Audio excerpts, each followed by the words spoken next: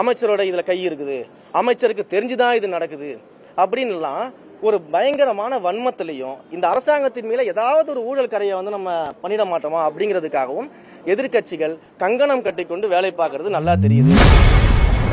அமைச்சர் ரமேஷ் மீது திமுக வைத்த ஊழல் குற்றச்சாட்டிற்கு செய்தியாளர் சந்திப்பில் தாவேக அமைச்சர் ரமேஷ் பதிலடி கொடுத்துள்ளார்.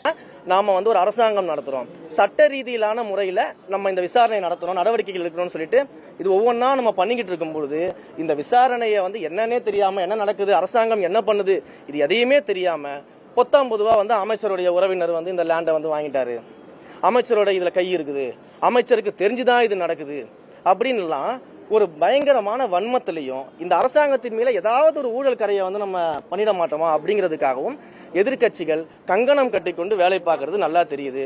நீங்க எவ்வளவு முயற்சி செஞ்சாலும் எங்களுடைய மாண்புமிகு முதலமைச்சர் அவர்கள் சொன்னது போல எங்களுடைய கவர்மெண்ட் கிளீன் கவர்மெண்டா இருக்கும், டிரான்ஸ்பரண்ட் கவர்மெண்டா இருக்கும், கரப்ஷன் ஃப்ரீ கவர்மெண்டா நிச்சயம் இருக்கும். தவறு செஞ்சவங்க யாரா இருந்தாலும் எந்த டிபார்ட்மெண்டா இருந்தாலும் எவ்வளவு பெரிய அதிகாரியாக இருந்தாலும் நிச்சயமாக நடவடிக்கை எடுப்போம்.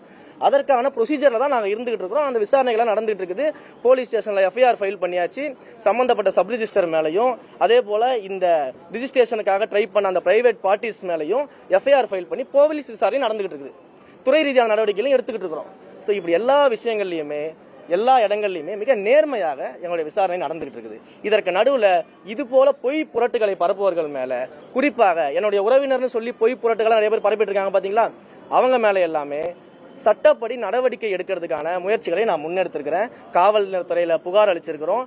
தொடர்ந்து இது போல செய்யும் வகையில யார் யாரெல்லாம் இப்படி பொய் புரட்டு புகார்களை பரப்பிட்டு இருக்காங்களோ அவங்க மேல நடவடிக்கை எடுக்கப்படும். செய்திகளை உள்ளது உள்ளபடி தெரிந்து கொள்ள ரெஃப்ளெக்ட் நியூஸை சப்ஸ்கிரைப் பண்ணுங்க.